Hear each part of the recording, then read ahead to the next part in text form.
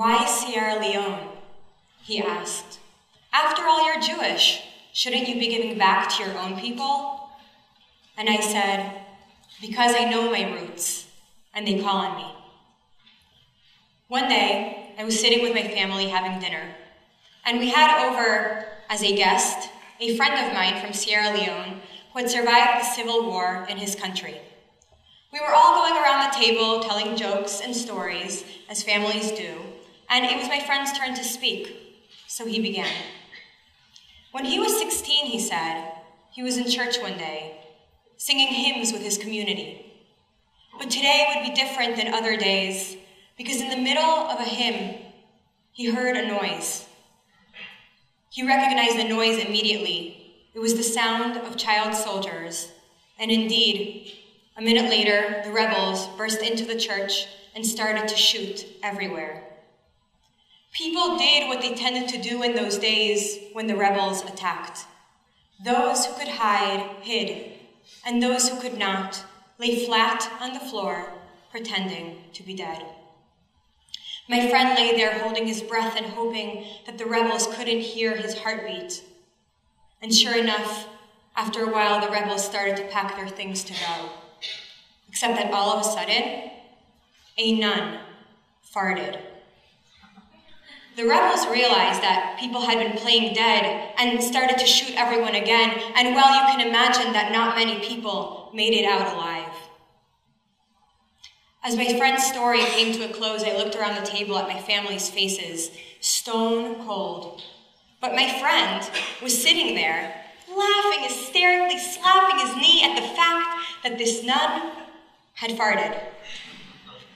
I often think about my friend and his laughter, how he, like many Sierra Leoneans, cling to elements of comedy to relieve the unrelenting torment of tragedy. Today I'm going to be telling you a little bit about Sierra Leone and its history, and about my organization, the Jenica Project, and some of the efforts that we've been doing to rehabilitate this country, and especially its broken education system. So let me zoom out for a minute and take you to the west coast of Africa, to Sierra Leone, a small country of about 6 million people. And let me rewind for a minute and take you to the 11-year civil war that shook the country until 2002. I'm not going to go into the details of the war. I will just say this. If you had lived in Sierra Leone in the 1990s, you would have likely encountered a particularly disturbing scene.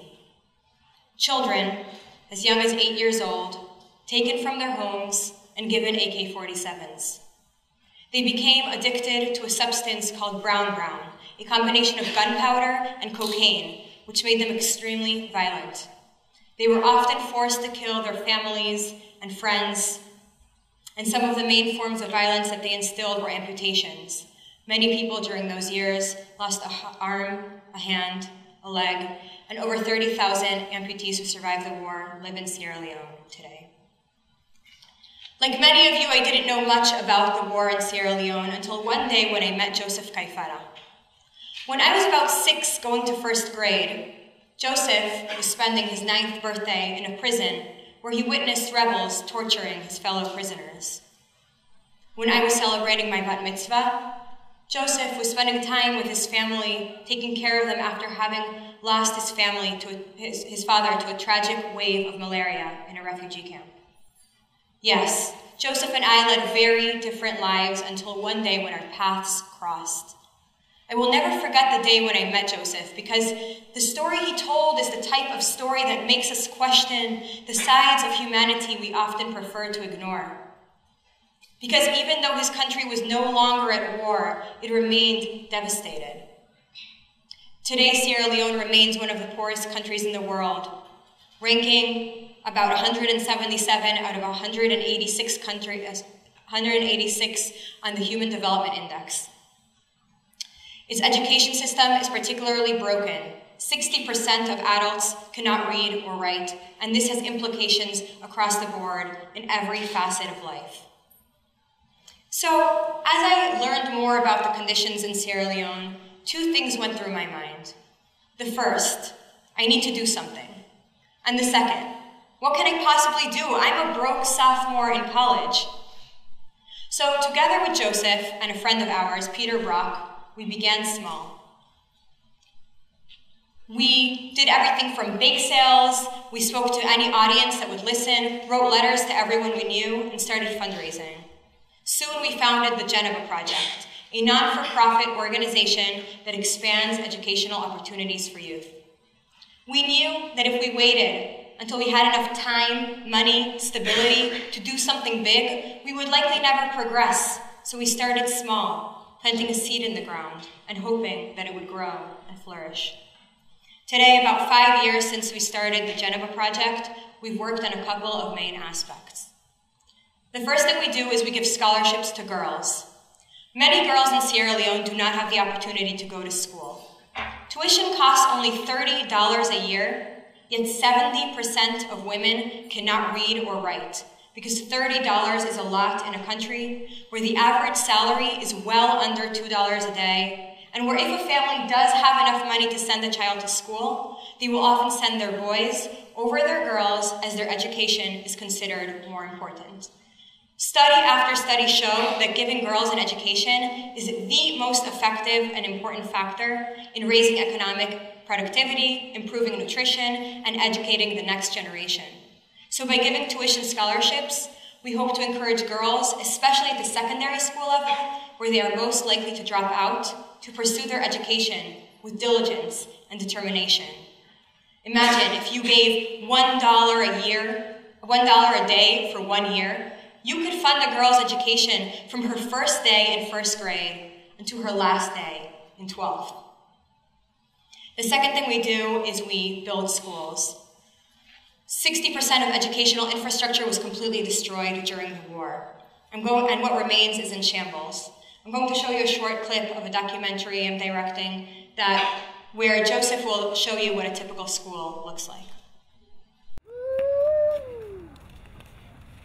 This is a primary school. Imagine learning in a building like this. This is where children in primary school normally spend their day. That was supposed to be a bathroom, but they never locked it down. So with children playing around here, that's one of the most dangerous things. This section, as you can see, is shared by class 2 and class 3. So which means there's probably like a little partition between the two classes during normal school day. Imagine sitting in here on a rainy day. You're probably gonna have lots of raindrops on you, and the dry season is as dusty as hell. Imagine being a child in here, probably with a hungry belly as well, and teachers who've not been paid. It shouldn't therefore be surprising that we seem to be the poorest country in the world. So if this is what a typical school looks like, this is a school that we built in a small town called Masoila.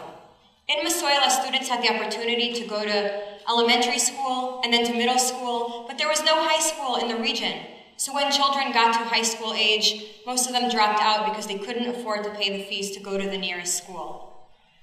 Now that we built this school, as well as a library next to it, over 2,500 children have attended and have been able to continue their education. But while building schools is critical, it is not enough. We need to elevate the quality of education. It is not atypical to see a classroom with 70 students in it and no resources whatsoever.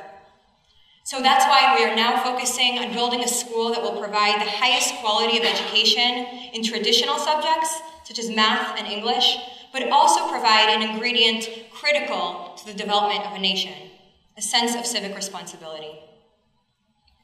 But even as we were building schools and celebrating with the community, something was really bothering us. Because alongside 25-year-olds that were once child soldiers, sat 15-year-olds in our classroom who really didn't know much about the war. So here we had been for years, giving youth the tools and the resources to build a future.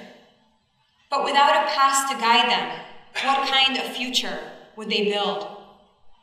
That's why we started the Memory Project, an oral history project dedicated to recording the testimonies of Civil War survivors, whether they be child soldiers, former child soldiers, survivors of rape or amputations, or anyone who wanted to come forth and share what they had been through. I'm going to show you a short clip of some of these testimonies. It's hard for you the first time you talk about it. It's really hard. There's some things you want to hold back because you don't want people to look at you from a different perspective. As I not chop no day for it. So, my mama tell me say go find chop. They put inside room the same time. When they put inside room, they put fire up there. For me escape. I don't be what one for come to mama. I meet to fire don't reach to Pabude. So I made the hole. I believe then about 1 year, 9 months. You offer them money. You offer them around $6 million, which is around $2,000. They accepted the money, but tied him down to a chair, and about 6 people raped this 14 or 15-year-old girl in front of her dad. And that was so hard to witness. I believe the people of Sierra Leone would never want anything like that to happen again. People are scarred for life. Many of the people who share their testimonies had never told what had happened to them during the war before. Many of them have families even who don't know what they went through during the war. I love the saying that says that getting to know somebody is about sharing moments of vulnerability. In Sierra Leone, sharing moments of vulnerability and pain about the war is taboo. That's why we hope that by having Sierra Leoneans go through the process of interviewing one another and of seeing other survivors share their stories, that this will bring about a space for them to have critical conversations about a dark past essential for a brighter future. But until they do, we're paving the way. That's why we also held a symposium on memory and remembrance for about 400 students last year, which we hope to replicate in the future. I started my talk with a story, and storytelling is universal. One day, my friend will sit with his family and tell them the story of how he survived the church massacre. And when he does, I hope that he doesn't have to hide behind the shield of comedy. And when he does, I hope that it will take root in his children and they will promise themselves never again to allow for such atrocities to occur. The story I tell is not new. Every day, we hear of tragedies and problems that seem too great to tackle, and they leave us feeling paralyzed, not knowing where to begin. When I feel overwhelmed, I turn to education, a reality that angers me as I think, is this really too much to ask? A vision that guides me in taking next steps. Imagine it with me. School kids lined up with knee-high socks going to school. The school has a roof, furniture, books. Teachers show up. Girls don't drop out. Students study with a decent quality of education, the lessons of history, helping them reach a better tomorrow. Why Sierra Leone, he asked me. After all, you're Jewish. Shouldn't you be focusing on your own people? And I said, because I know my roots, and they call on me. My great-grandparents survived persecution in Poland and moved to Belgium. My grandmother was a hidden child in Belgium for 5 years and then left to Argentina. My mother grew up during the dictatorship in Argentina where over 30,000 people disappeared and came to Israel. In Israel, my family and I lived through the bombings of the Second Intifada, an ugly chapter in this conflict we still cannot resolve. And then later on, we moved to the US. And that's when I got involved in efforts for Sierra Leone. So in a way, I was not raised by 5 different continents, but by one very interconnected world.